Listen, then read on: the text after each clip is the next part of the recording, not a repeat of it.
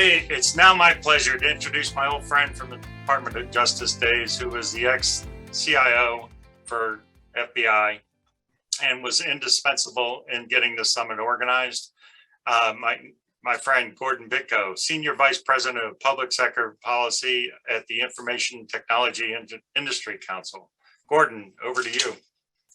Thanks, Tom, and good morning to everybody who's joining us today.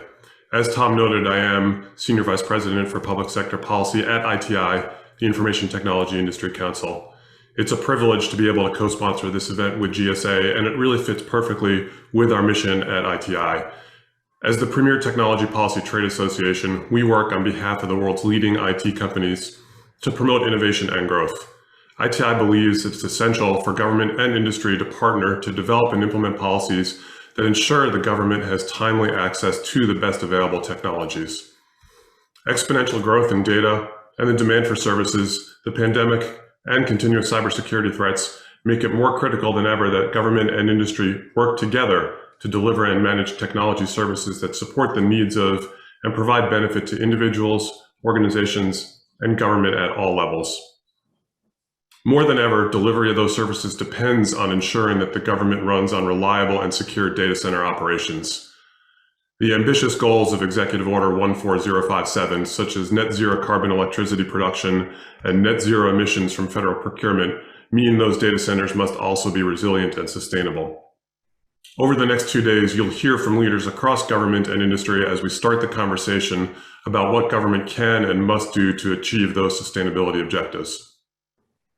It's a great first step that GSA recognizes that these ambitious goals, layered on top of an already complex operating environment, can only be achieved through the collective efforts of those in the public and private sectors.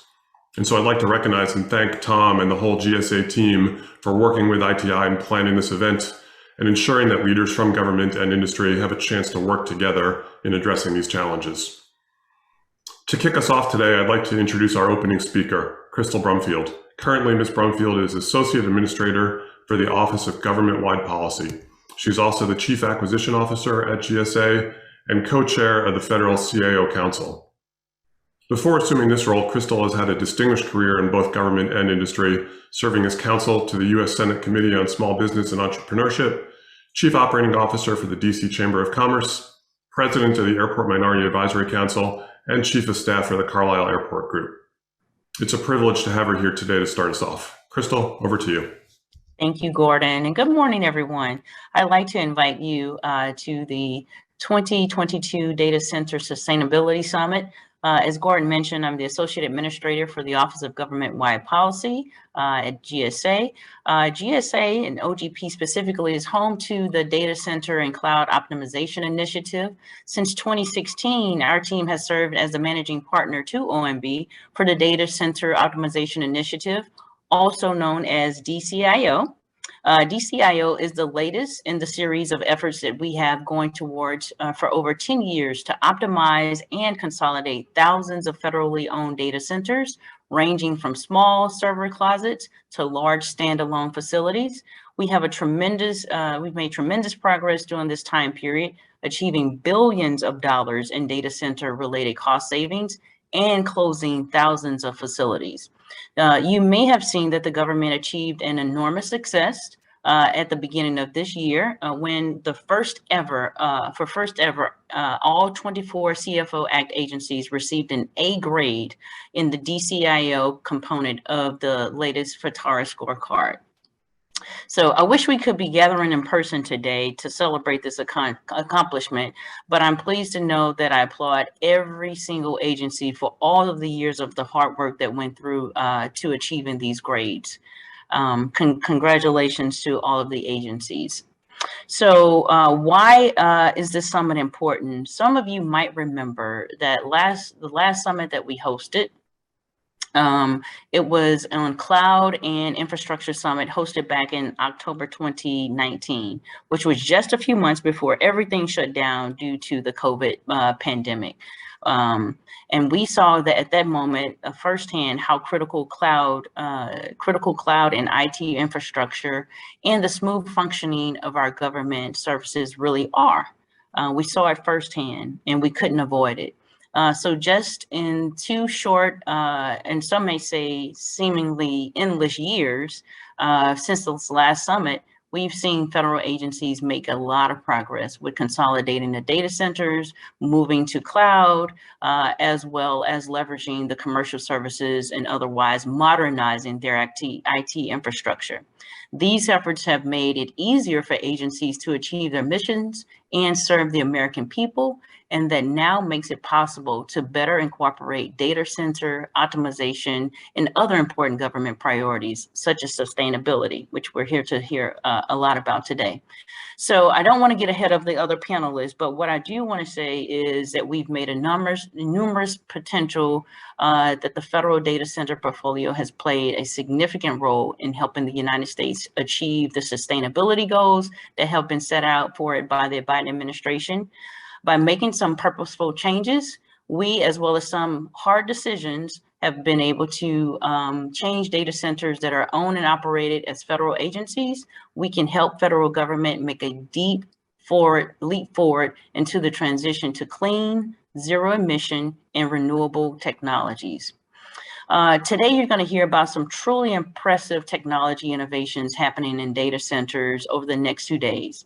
I ask you to keep in mind the not only direct impact that these innovations can make on the federal data centers themselves, but also on the broader impact that they can have on our country's sustainability efforts as we respond to the climate crisis, as well as other challenges that we must grapple with as we strive to deliver the best possible services to the American people. So, for example, our nation is facing an antiquated critical infrastructure issue, such as with planes, with trains and roads, and in addition to our water, sewer, energy consumption around infrastructure.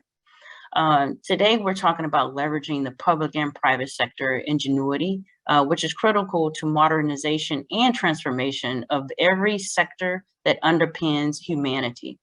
By investing in people through the workforce, processes, and workflows, and technologies such as cloud, artificial intelligence, and data analytics, these achievements are paramount. These investments are essential for us to find the right balance of the many challenges that exist, and that the data center roadmap of the future has to be contemplated. So for today, these next few days, we have a great lineup of speakers from government, industry, academia, all addressing various facets of sustainability and energy as it relates to data centers and cloud. But later this morning, you're going to hear from a panel of CIOs who are going to discuss how they are addressing sustainable IT and modernization within their own agencies. And other panel topics on today's agenda will include securing climate resilient national infrastructure, agency DCIO and cloud adoption success stories, and the combination of technology that is being used to power state-of-the-art supercomputers in the most modern day centers today. We're also going to hear a fireside chat that we're calling TED Talks, where we've teamed up with government leaders from prominent industry figures to talk about how private sector sustainability efforts can help the federal government. And then finally, we'll end the day by a closing keynote speech from Mr. Scott Foster, the Director of Sustainable Energy Division of the United Nations Economic Commission for Europe. And that's only just day one. As I mentioned, we're going to have 2 days of packed information from amazing speakers, and we can't wait to begin. But for now, I have the honor of introducing today's opening keynote speaker, our very own Kevin Kampschroer. I can't think of a more perfect person to start off the summit today than Kevin. Kevin is GSA's Chief Sustainability Officer, as well as the Federal Director of the Office of Federal High Performance Green Buildings within GSA's OGP. Kevin is a dedicated public servant. His career spans many years of making the federal buildings more green and sustainable. And just a few lights from his career includes creating a framework for which GSA responds to the challenges of climate change, greenhouse gas emission reductions, and the American Recovery and Reinvestment Act's mandate to move GSA's federal building inventory towards high-performance green buildings. I'd like to welcome to the virtual stage, Mr. Kevin Kampschroer. Kevin. I thought I would start out with a story about how I am not an IT professional, but I do know a little something about IT. And it's always dangerous when somebody comes to a conference of experts and really, really smart people and says, I know a little something about your topic.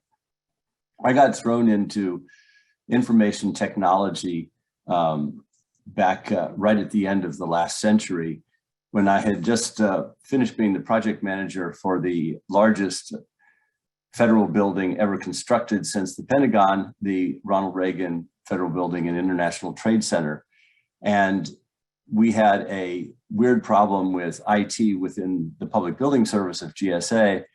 And the problem was project management. And that was at a time when project management, as it is today, was not really well incorporated into IT large project discussions. So I got into, you manage the project, we'll teach you about IT. So I learned a lot about IT in a very, very short amount of time. And I appreciate, as a result of that experience, just how much all of you are doing in ways that most of us really don't appreciate and can't understand.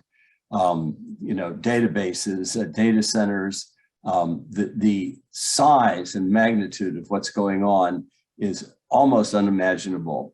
Data centers in the United States consume 70,000 gigawatt hours of electricity. And we'll compare that with the entire federal government. Every bit of electricity the entire federal government uses for anything is 54 gigawatt hours. 25% of the data centers of the world are in the United States, and many of them are leading the way in showing how this can be done and how the ambitious goals that the president has laid out for us can be achieved. I also want to tell a little story about Workplace 2020, which started in the early part of this century in GSA. And it was a project that I led to figure out how it was that we could make better workspaces for the federal workers, improve their productivity, and make the case for spending more money on space. And what we discovered when we really looked at it, that every single time, and we did more than 20 pilot projects before running this program full time, every time we ended up spending less money than the budget because people didn't really need more of anything. They needed better of what they needed it designed for what they were doing. So we used less space, got better productivity, and it influenced the programs of Freeze the Footprint. When Freeze the Footprint started in the federal government, everybody said it's impossible, and then it happened. Then it was Reduce the Footprint, and somebody at OMB set an ambitious goal of 3 million square feet, and there's no, that'll never happen, and it was more than 3 million square feet. So right now we're working at GSA on Workplace 2030 and right-size the footprint, so we start understanding and really using the lessons of the last couple of years in the pandemic. And the lessons of the pandemic for me were that all of you are the heroes of the federal government, because I and all of my colleagues were able to move seamlessly in GSA in particular to working remotely, working from anywhere, anytime, and just, it was really, truly seamless. It just like one day we didn't go into the office, and 3 years later, I'm not sure we miss the office all that much. We miss other people. And I think that's the missing component in all of this that we'll have to figure out. And there's some parallels that we can bring to data centers as well. There are many, many stories, and telling data center expert stories about data centers almost seems like bringing coals to Newcastle, but most companies, when they move to cloud computing or service computing, just as GSA did, drastic reductions in the amount of data center consumption that there is. We have found that data centers can shrink by large percentages just by all of the modern techniques of server optimization and so on. I read one statistic from about 8 years ago that has changed significantly, that in the United States, the average server was working at approximately 15% of its total capacity. And the more we can use the resources effectively, the better we are. And we've got private sector companies that are showing that the ambitious goals of the executive orders that the president has laid out are actually achievable. Google is committed by 2030 to be 24/7 carbon pollution free electricity in all its centers. Microsoft says they'll be carbon negative by 2030. The executive order says we will have 100% carbon pollution free energy, electricity and energy in all federal buildings by 2030. And we will be matching it 24/7 by 2035. And the matching is really interesting too, because it's fairly easy to be carbon neutral if you don't care about the time of day. But if you do care about the time of day, and the grid does care about the time of day, it makes a huge difference. And then the entire federal portfolio is committed to be net zero by 2045. And I just would like to remind you that that's the federal building portfolio, and most data centers are in buildings. And it's sort of interesting to hear people talk about the cloud and forget that the cloud is a metaphor. There's actually not, some sort of magic flying data center that's up there in the ether. But we've got opportunities. We were working on a very small data center project in the Edith Green Wendell Wyatt building, and 6 different agencies all had data centers in one building. Now, these are not real data centers. These are small server rooms, but let's use the analogy anyway. It took 1 year of negotiation to agree on the temperature that the data center had to be, because everybody had different standards. It took that same year to agree that actually we could have all of the computers in one room, and thus obviously save a huge amount of money on air conditioning and so on. So the ability and the willingness to think about sharing and think about sharing services and people it's hugely important, I think, for the federal government to move forward. And just one example, right now, the Department of Homeland Security is proposing that agencies can share SCIFs, unheard of before the pandemic. Realize that this is a resource that costs a lot of money that is not used a lot. So if we could have multiple agencies using it, and the same thing goes for